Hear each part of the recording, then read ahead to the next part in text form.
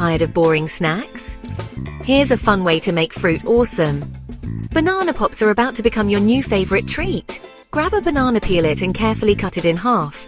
Remember, an adult can help with the knife. Stick a popsicle stick or even a spoon into each banana piece. Now for the fun part, roll your banana in some yummy yogurt. Want to get creative? Sprinkle on toppings like sprinkles, crushed cookies, or even tiny chocolate chips.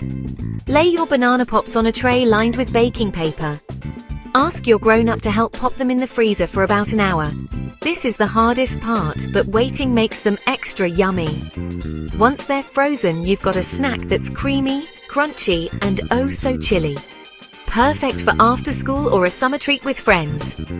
Try different toppings to make them your own and share your creations in the comments. Ready to snack like a chef? Grab those bananas and let's get popping.